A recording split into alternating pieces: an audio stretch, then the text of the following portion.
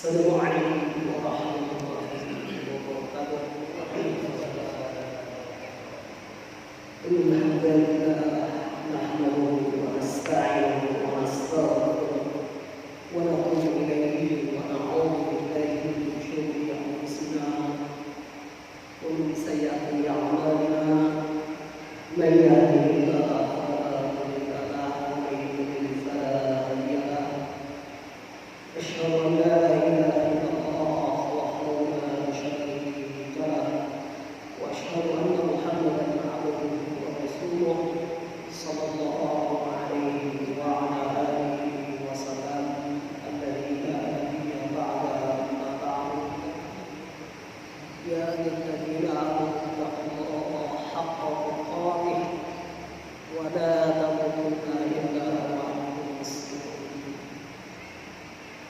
Ya ayyuhalladzina amanu taqullaha wa qulu qawlan sadida yuslih lakum a'malakum wa yaghfir lakum dhunubakum wa man yuti'illaha wa rasulahu faqad faza fawzan 'azima.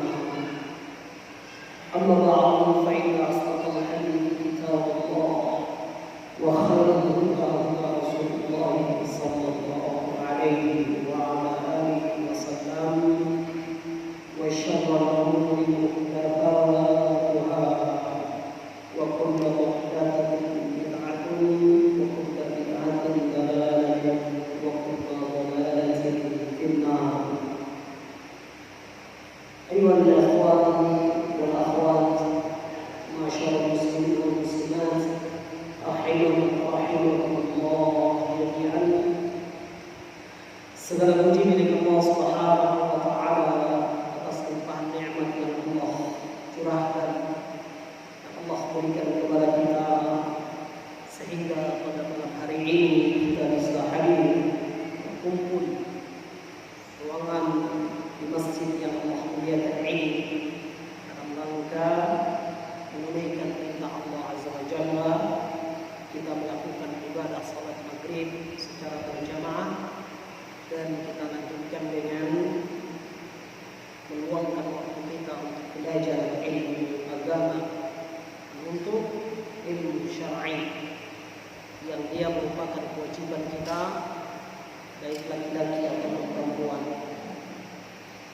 Salawat dan salam Nabi kita Rasulullah sallallahu alaihi wa ala alihi wasallam. Allahumma shalli ala Muhammad wa ala ali Muhammad.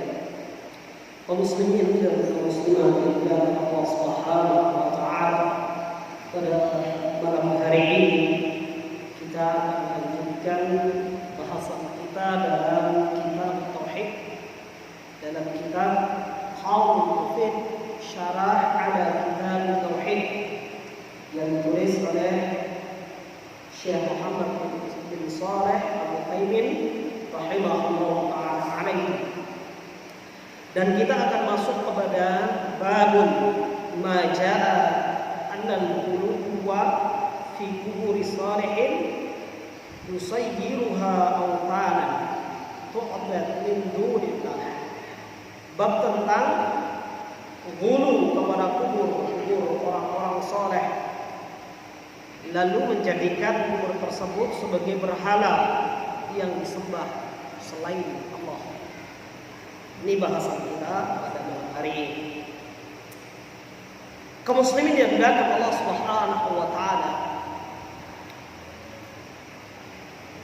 dalam bahasan kita akan berbicara atau membahas tentang satu istilah yang disebut dengan ghulu. Apa itu ghulu? Kata para ulama, yang dikatakan dengan ghulu itu adalah mujawazatul haddi madahan aw dhamman. Jadi dikatakan ghulu itu adalah berlebihan, ya, dalam sesuatu, melebihi batasan. Baik berlebihan dalam memuji atau memuliakan sesuatu, atau berlebihan dalam mencela sesuatu. Ini namanya ghulu. Dan dalam syariat Islam, ghulu adalah perkara yang dilarang. Tidak boleh kita memuji atau memuliakan sesuatu melebihi batasannya. Dan kita juga tidak boleh mencela sesuatu ya melebihi batasannya. Dzamma ya, mencela sesuatu melebihi batasan-batasannya. Dalam hal ini kita akan berbicara tentang atau kita akan bahas tentang ghulu fi quburi salihin. Ghulu kepada kuburan orang-orang saleh. Berlebihan kepada kuburan orang-orang saleh dalam memuliakan atau memuji. Ini yang akan dibahas. Kaum muslimin, kata para ulama, wal qubur laha haqqun 'alaina min wajhain. Dalam kubur atau dalam hal kuburan ini ada dua perkara yang harus kita perhatikan terhadap kubur atau kuburan. Yang pertama adalah alla nufarritu fima yajibu laha min al-ihtiram. Yang pertama yang harus kita ingat, kita tidak boleh melalaikan atau mengabaikan kuburan begitu saja. Kita tidak boleh mengabaikan saja kuburan itu atau layas saja kepada kuburan ini juga tidak boleh. Sedikit pun kita tidak ada menghormati kuburan ini tidak boleh. Perkara ini tidak boleh. Ya, pokoknya ada kuburan lalu kita kencingi kuburan itu, misalnya kan, kita buang kotoran di kuburan ini tidak boleh. Ya, karena sedikit pun dia tidak ada ihtiramnya kepada kuburan. Wala tajuzu ihanatuha, dan tidak boleh kita menghinakan kuburan. Wala julus 'alaiha wa ma ashbaha dzalik, dan tidak boleh kita duduk di atas kubur. Ini dalam rangka penghormatan kepada kubur. Umpamanya dalam satu riwayat Muslim, nah Rasulullah sallallahu alaihi wasallam an tajzizil kubur. Rasulullah SAW melarang kami, kata para sahabat, untuk mengukir-ukir kubur. Wal qu'ud 'alaiha, duduk di atas kubur. Wal bina 'alaiha, dan membangun kubur. Ya. Umpamanya ini adalah bentuk dari penghormatan yang pernah disampaikan Nabi kepada para sahabat, yang sahabat ungkapkan kepada para sahabat yang lain atau generasi setelahnya. Nah, ini merupakan penghormatan yang telah diberikan oleh syariat Allah, oleh Islam kepada kubur. Tidak boleh kita duduki. Ini bentuk penghormatan terhadap kubur. Ya, boleh kita duduki. Yang kedua yang mesti kita perhatikan juga kita tidak boleh terlalu berlebihan dalam memuliakan kuburan. Kata para ulama, alla naghwa fiha fanatajawaz al-had. Tidak boleh kita gulu memuliakan kuburan di atas batasan-batasannya sehingga melampaui batas. Ya, karena ada sebagian orang itu memuliakan kubur sampai mengalap berkah di kubur, sampai mengambil tanah kubur itu, lalu diyakini tanah kubur itu punya khasiat karena yang dikubur itu orang soleh. Ini gulu, berlebihan. Ada orang yang pergi ke kubur, lagi kubur itu dia bawanya air, lalu diletakkan di kubur itu, lalu dia sholat di situ, lalu air itu dia bawa pulang nanti untuk pelaris dagangan. Ini diantara gulu. Tidak boleh ya. Wa fi sahih Muslim, dalam hadits Muslim, qala Ali bin Abi Thalib li Abi Hayyaj al-Asadi. Di dalam hadits Muslim dari Ali bin Abi Thalib, berkata Ali bin Abi Thalib kepada Abi Hayyaj al-Asadi. Berkata Abu Thalib kepada Abi Hayyaj al-Asadi.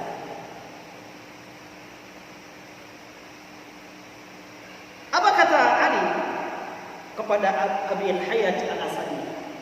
Beliau mengatakan ala ab'athuka ala ma ba'athani alaihi Rasulullah. Kata Ali, sungguh aku utus engkau sebagaimana Rasulullah mengutusku, kata Ali kepada Abu Hayyaj. Sungguh aku mengutus engkau wahai Abu Hayyaj sebagaimana Rasulullah mengutus aku. Allah tada'a timthalan illa tamastahu, agar engkau tidak meninggalkan timthal, patung, ya, agar engkau tidak meninggalkan patung kecuali engkau hancurkan. Ini patung-patung berhala. Jadi Ali mengutus Abi Hayyaj ini sebagaimana Rasulullah mengutus Ali bin Abi Thalib. Tidaklah engkau meninggalkan ada berhala-berhala yang disembelih oleh orang kecuali engkau hancurkan. Sebagaimana Nabi memerintahkan Ali bin Abi Thalib, ya, ketika diutus untuk berdakwah, maka Ali juga diperintahkan oleh Nabi SAW tidaklah dia menjumpai berhala yang disembah kecuali dihancurkan berdasarkan perintah Nabi. Maka Ali bin Abi Thalib juga mengutus Abu Hayyaj. Dia mengatakan, tidaklah aku mengutus engkau sebagaimana Rasul mengutus aku. Tidaklah engkau menjumpai patung-patung yang disembah kecuali engkau hancurkan. Wala qabran musrifan illa sawaitah. Tidaklah engkau menjumpai ada kubur-kubur yang dimuliakan, ya, kubur-kubur yang ditinggikan, dimuliakan dengan cara gulu berlebihan, kecuali engkau ratakan kubur tersebut.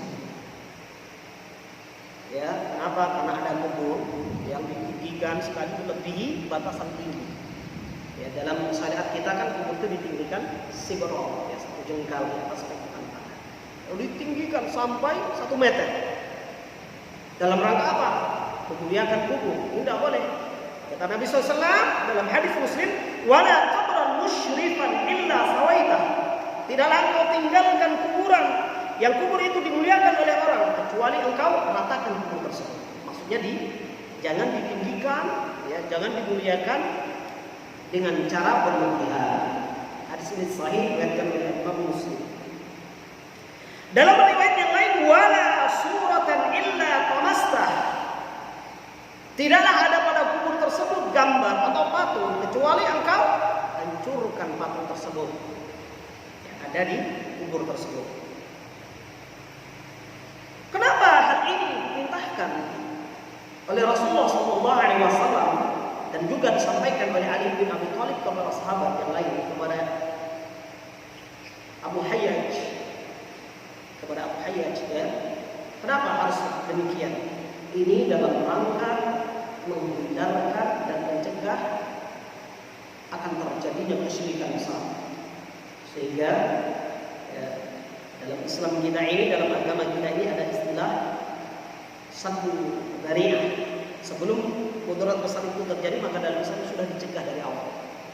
Ya, di antara penyebab kesyirikan besar itu pada awalnya adalah memuliakan, ya, kuburan melebihi batasan-batasan.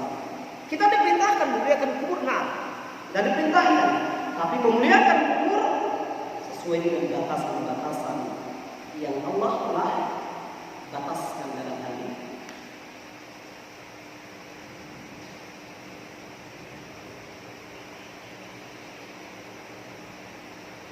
Kaum muslimin dan Allah Subhanahu wa taala.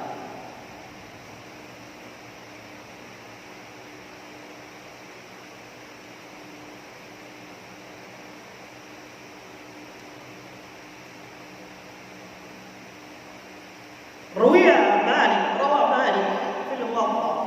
Berkata Imam Malik dalam kitabnya Muwatta. Kitab Muwatta ini adalah kitab yang sangat terkenal, ya. Bahkan para ulama ketika berbicara tentang kitab Muwatta ini, misalnya Imam Syafi'i, ketika berbicara tentang keutamaan kitab Muwatta, beliau mengatakan, "Ma dhahara 'ala al-ardi kitaban asah min kitabil Muwatta." Waktu itu belum ada kitab Bukhari, jadi belum ada hadis Sahih Bukhari, karena Imam Malik lebih dulu lahir daripada Imam Bukhari. Kata Imam Syafi'i, ya, tentang kitab Muwatta ini, ma dhahara 'alal ardi, tidak tampak di atas muka bumi. Tidak ada di atas muka bumi kitab yang lebih sahih setelah Quran, setelah Al-Quran, lebih kitab Muwatta yang ditulis, yang dikumpulkan oleh Imam Malik pada masanya, ya, pada waktu itu. Dalam suatu redaksi Imam Syafi'i mengatakan, ma fil ardi ba'da kitabillah asahhu min kitabi Muwatta lil Imam Malik. Tidak ada di bumi ini setelah Al-Quran yang lebih sahih daripada kitab Muwatta Imam Malik. Imam Malik ini adalah imam besar, dia merupakan imam madhab. Kata para ulama, kenapa kitab Muwatta Imam Malik ini sangat terkenal, ya?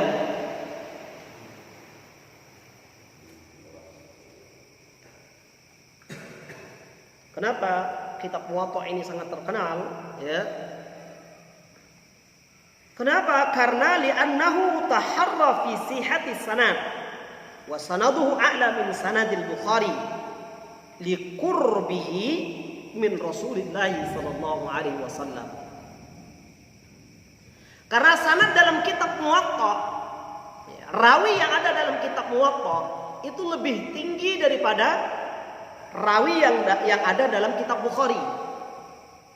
Maksudnya lebih tinggi itu gimana? Maksudnya adalah Imam Bukhari dengan Imam Malik itu jaraknya dengan Nabi lebih dekat Imam Malik. Makanya rawinya lebih tinggi kayak gini. Imam Malik itu lebih dekat kepada Nabi. Imam Bukhari jauh di bawah. Maka sanad ini tentu lebih jauh dengan Nabi. Kalau Imam Malik dekat dia. Ini namanya adalah sanad Imam Malik lebih tinggi, kan tinggi, ya, kepada Nabi. Kalau Imam Bukhari masih ada orang jenjangnya di atasnya, baru sampai ke banyak jenjang. Jadi lebih rendah sanadnya Imam Bukhari daripada Imam Malik. Imam Malik lebih dekat kepada Nabi sallallahu alaihi wasallam. Maka kata para ulama bahwa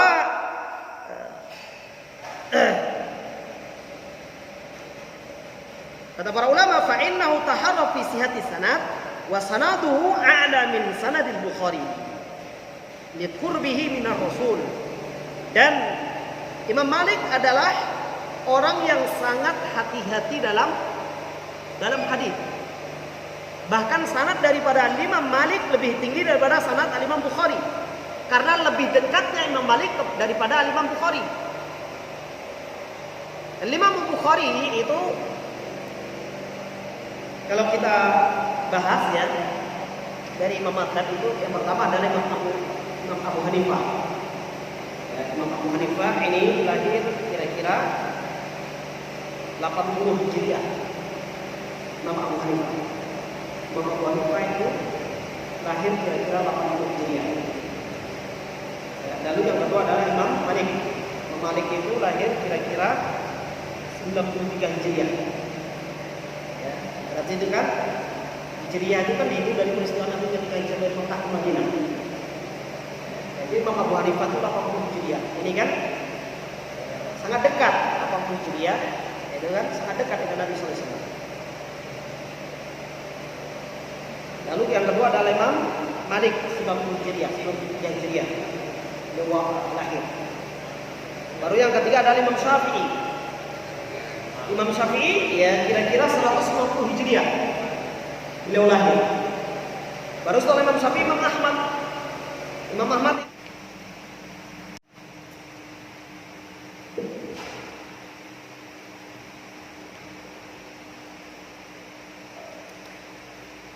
ya, sedikit kita bahas tentang ini, ya, Imam Malik ini. Jadi kalau kita lihat, ya, kenapa hadis Bukhari sanadnya lebih rendah daripada Imam Malik? Karena memang jarak Imam Bukhari dengan Rasul lebih jauh ke bawah daripada Imam Malik. Ya. Sanad itu kan ranji-ranji sanad dari Rasul kepada Ali, kepada Ali kepada Sufyan bin Uyainah misalnya kan, terus sampai kepada Ishaq, terus sampai kepada Misalnya adalah sampai kepada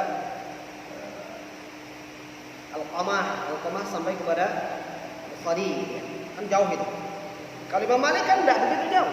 Karena Imam Malik itu lahir 90 Hijriah, 93 Hijriah, ya.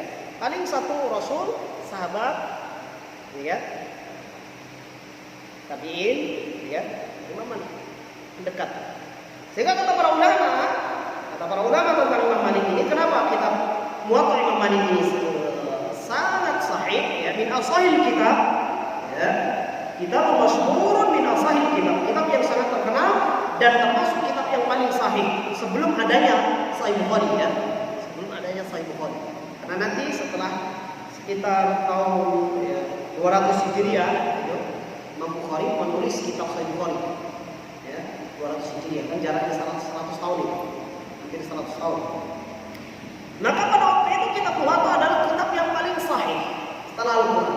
Kenapa? Karena Imam Malik adalah orang yang sangat hati-hati dalam sanad. Ya. Sanad dalam hal ini beliau sangat hati-hati, ya.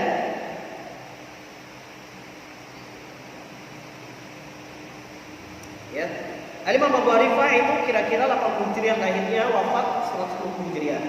Lalu yang kedua Imam Malik lahir 93 Hijriah, wafat sekitar 179. Imam Syafi'i itu lahir 140 Hijriah, wafat sekitar 204 Hijriah. Lalu Al-Imam Ahmad itu lahir 193 Hijriah, wafat sekitar 241 Hijriah. Lalu Imam Bukhari itu lahir 194 Hijriah dan wafat 294 Hijriah. Imam Bukhari kok lahirnya, kan.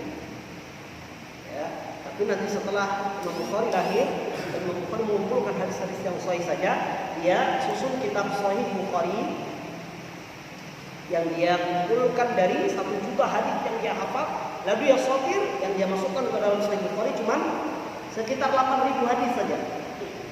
Maka hadis Sahih Bukhari lebih sahih daripada hadis yang ada di dalam kitab Muwatta Imam Malik. Kaum muslimin yang dimuliakan Allah Subhanahu wa taala.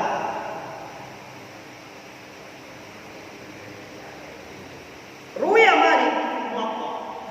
Rawa Malik fi Muwatta. Imam Malik meriwayatkan dalam kitabnya, anna Rasulullah sallallahu alaihi wasallam qala, bahwasanya Rasulullah sallallahu alaihi wasallam bersabda, Allahumma la taj'al qabri watanan yu'bad ishtadda ghadabullah ala qaumin takhadhu qubur anbiya'ihim masajid. Dalam hadis ini, ya, Rasulullah SAW berdoa, Allahumma, ya Allah, ya.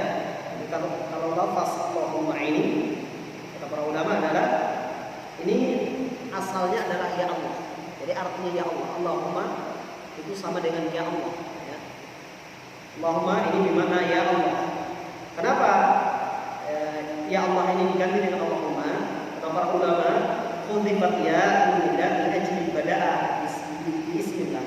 Dihilangkan kata ya dalam rangka memulai nama Allah. Hilangkan kata ya dalam rangka memulai nama Allah, itu demikian. Wa uwida anha mim. Kemudian digantilah, ya. Diganti dengan mim, ya. Diganti dengan ya Allah itu dihilangkan ya-nya dihilang. Lalu diganti dengan mim. Humma, kan ada mim di sini. Ini maksudnya kata para ulama adalah dalatu 'alal jam'i, menunjukkan seseorang itu ketika mengucapkan kalimat Allahumma, ini lafaz mengandung makna seseorang itu menggabungkan jam'i, ya, qalbahu 'ala Allah. Dia menggabungkan hatinya itu, dia fokuskan hatinya kepada Allah, ya, dia hubungkan hatinya kepada Allah. Jadi kata Allahumma ini lebih fokus, ya, Allahumma, dia gabungkan hatinya. Jadi kata mem Allahumma pada mem tasdidnya adalah dalatu 'alal jam'i, menunjukkan ada menggabungkan, dalatu 'alal jam'i qalbi, menggabungkan hati kita kepada Allah Subhanahu wa taala. Jadi ketika Nabi SAW berdoa, Allahumma ya Allah, artinya ya Allah, la taj'al qabr, janganlah engkau jadikan kubur. Ya. La di sini bukan larangan ya, karena kalau la kata la itu kan kepada Allah ini artinya doa. Tapi kalau kata-kata la jangan kepada orang ini artinya larangan. Ya. La taktub, jangan kau tulis kepada orang, itu larangan. Kalau la ditujukan kepada Allah, itu lam doa. Itu lam untuk menunjukkan doa. Seperti doa Nabi SAW kepada Allah, Allahumma ya Allah, la taj'al, janganlah engkau jadikan. Kan jangan juga. Ini bukan larangan, kalau untuk Allah bukan larangan, tapi doa. Lam doa, ya. Lam bukan doa kepada Allah. Allahumma la taj'al qabr. Ya Allah, janganlah engkau jadikan kuburku watanan yu'bad, menjadi berhala yang disembah oleh manusia. Ya. Ala la taj'al qabr watanan yu'bad, janganlah engkau jadikan kuburku sebagai berhala yang disembah manusia. Ishtadda ghadab, bersangatan kemurkaan Allah ala qaumin, terhadap kaum ittakhadhu qubur anbiya'ihim masajid. Kebencian yang sangat kepada orang-orang yang telah menjadikan kubur-kubur para nabi mereka sebagai tempat masjid. Kaum muslimin, kaum muslimat yang dimuliakan Allah Subhanahu wa taala, dalam hadis ini ya disebutkan istadda, bersangatan. Ya, istadda ini artinya adalah bersangatan, sangat marah Allah. Ghadabullah, marah Allah. Ya, istadda ghadabullah, bersangatan marahnya Allah. Ya. Lafaz hadis ghadabullah sifatun haqiqiyyatun sabitatun lillah azza wa jalla.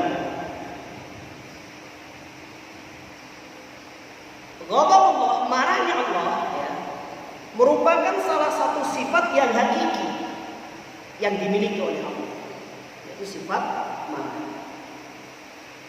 Akan tetapi la tumathilu ghadabu makhluqin la fil haqiqah wa la fil adab.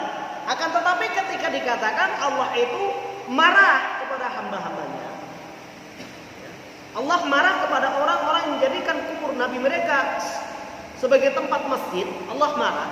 Allah memiliki sifat marah, dan ini ditetapkan dalam hadis ini ya, disampaikan bahwasanya adalah bersangatan marahnya Allah. Berarti Allah memiliki sifat marah. Ya. Sifatun hakikiyatun, sifat yang hakikat ya, yang hakiki, yang ditetapkan itu adalah ada pada Allah. Tetapi yang harus kita ingatkan, yang harus kita ingat, la tumathilu ghadabul makhluqin. Sifat marah Allah tidak akan sama dengan sifat marahnya makhluk. Kalau sifat marahnya makhluk ini penuh banyak kekurangan.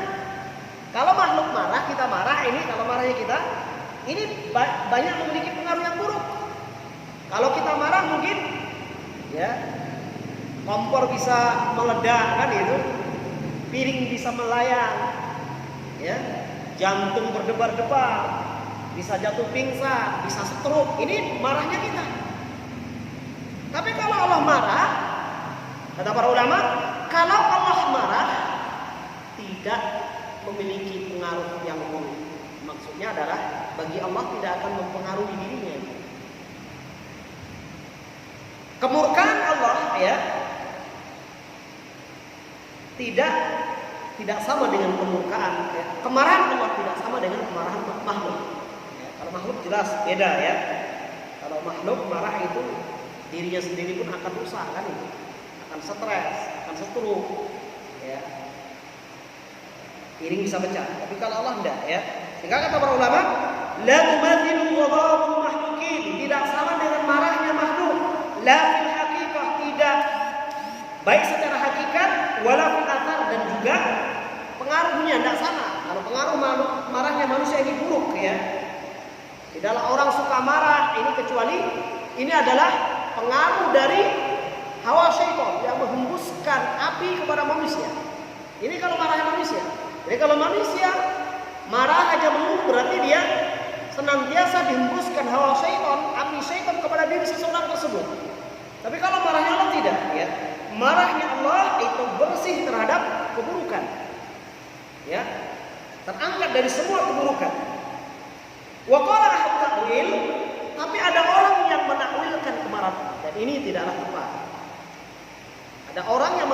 tidak boleh Allah dikatakan marah. Kata-kata ghadab, Allah marah ini tidak boleh dikatakan marah. Ya. Tapi mereka mengatakan ghadab Allah itu marah, maksudnya adalah wal intiqam mimman asahu. Lebih jelek lagi, mereka mengatakan marahnya Allah itu adalah mereka takwil. Ditakwilnya dengan dikatakan bahwasanya marah Allah itu artinya adalah Allah itu dendam kepada orang-orang yang bermaksiat kepadanya. Lalu dendam Allah inilah nanti yang akan menghukum dia di neraka. Hukuman Allah di neraka itu adalah salah satu bentuk sifat ghadab atau marahnya Allah, yaitu maksudnya ada dendam Allah kepada hamba-hambanya. Ini tidak benar. Ya. Intiqam dengan ghadab itu beda. Intiqam itu dendam, kalau ghadab ya marah. Marah manusia dengan marah Allah tidak sama. Ya. Ini disampaikan oleh Nabi SAW. Sebagian menafsirkan marahnya Allah itu dengan kalimat dengan takwilan, dengan penafsiran iradatul intiqam mimman asahu. Marah di sini mereka takwil dengan kehendak untuk membalas dendam kepada siapa yang maksiat kepadanya. Ini juga tidak benar. Allah tidak ada sifat pendendam. Ya, jangan dikatakan ketika orang bermaksiat lalu Allah itu memberikan dia neraka sebagai bentuk dendamnya Allah kepada manusia. Ini takwil yang batil. Benar seperti ini. Allah marah, iya Allah marah. Tapi marahnya Allah tidak sama dengan marah makhluk. Marahnya Allah ya, bersih dari kekurangan dan keburukan.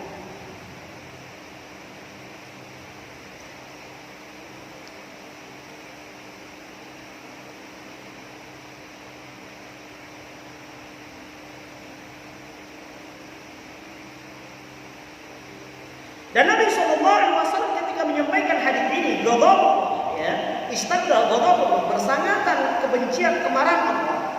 Ya, Nabi SAW menyampaikan hadis ini dengan kalimatnya. Dan kita tahu bahwa ansahul khalq, Rasulullah adalah manusia yang terbaik. Wa alamul khalq bi rabbih. Dan Rasul adalah manusia yang paling tahu tentang Allah. Tidak ada manusia di atas muka bumi ini yang lebih mengenal Allah daripada Rasulullah SAW. Dan Rasulullah mengatakan istadda ghadab, bersangatan marahnya Allah. Marahnya marah. Maka tidak boleh ditakwil marah dengan dendam. Marah dengan keinginan Allah untuk membalas dendam tidak boleh ditakwil. Marah ya marah. Bagaimana marahnya Allah? Tidak sama dengan marahnya Allah. Dan ini tidak perlu kita pikirkan. Tidak juga boleh kita palingkan dengan makna-makna yang lain. Yang lain tidak boleh kita tahrif. Memalingkan satu makna yang disampaikan oleh Nabi tentang diri Allah, kita palingkan dengan makna yang lain. Ini tidak boleh kan? Boleh demikian ya.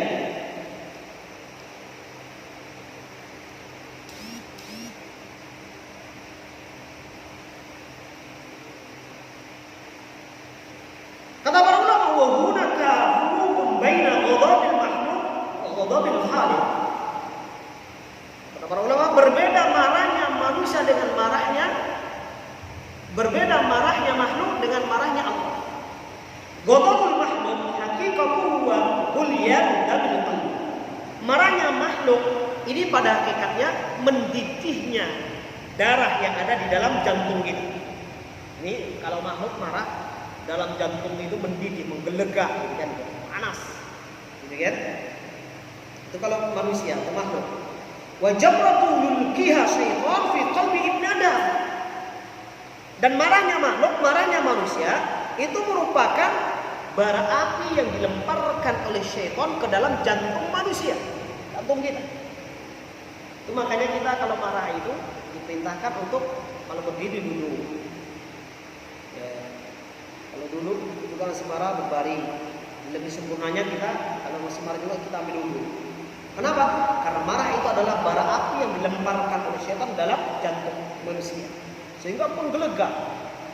Kalau kita pikir-pikir terus, kita ingat-ingat terus, ya masalah tersebut masih menggolak juga, maka kita lupakan. Ya, berpikir kepada Allah, kita menyebut nama Allah lalu kita ambil dulu. Karena marah itu adalah api yang dilemparkan oleh syaitan ke dalam jantung kita, dan api lawannya apa? Air. Unggun. Ya, Demikian yang dikabarkan oleh Nabi sallallahu alaihi wasallam.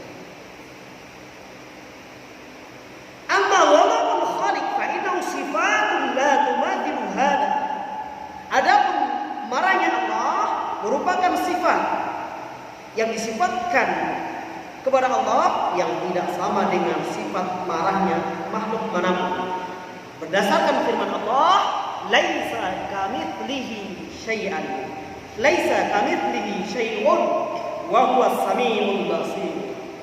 Allah itu tidak serupa dengan makhluk manapun dan dialah Allah Maha mendengar lagi Maha melihat. Jadi Allah dibersihkan dari kesamaan kepada makhluk. Tidak boleh kita samakan Allah dengan makhluk. Tidak boleh kita serupakan Allah dengan makhluk.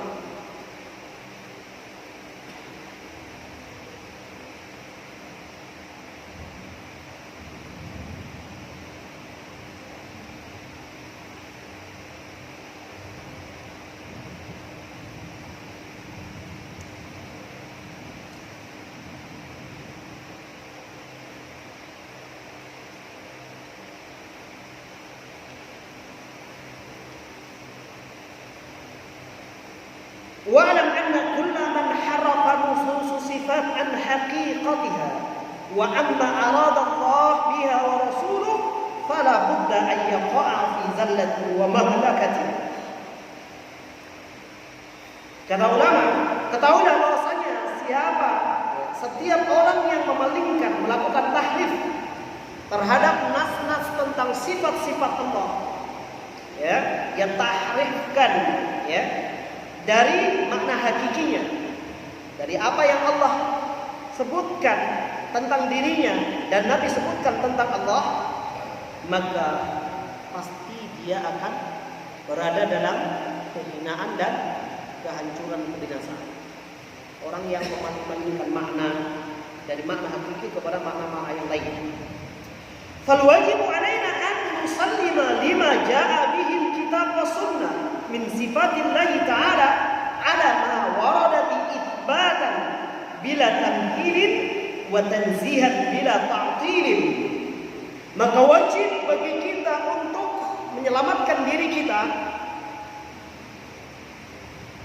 dengan cara berpegang teguh kepada Al-Quran dan Sunnah, meyakini apa-apa yang Allah sebutkan tentang sifat-sifatnya, apa-apa yang Allah sampaikan tentang dirinya, tentang sifat-sifat Allah, kita imani apa yang Allah sebutkan tentang sifat-sifat dirinya, yang Nabi sebutkan tentang sifat-sifat Allah, kita imani, ya, kita yakini tanpa kita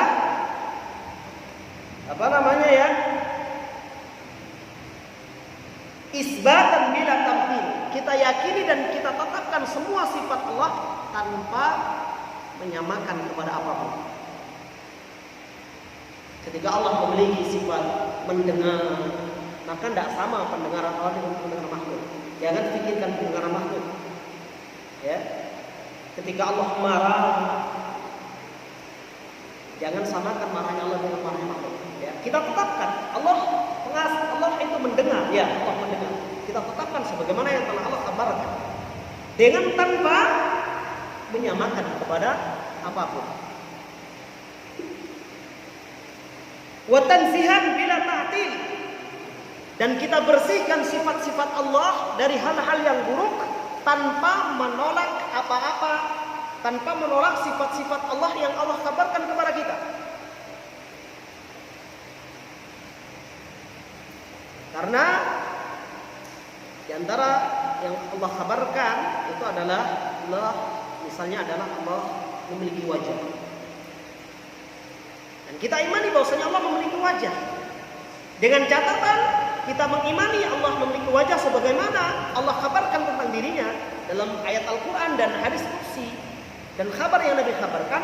Dengan catatan kita yakini apa yang Allah kabarkan dengan tanpa bertanya kaifiyat, bagaimananya. Ya, jangan kita tanyakan bagaimana, ya, wajah Allah, bagaimana bentuk Allah, tidak boleh kita tanya, tapi kita yakini saja. Gitu kan?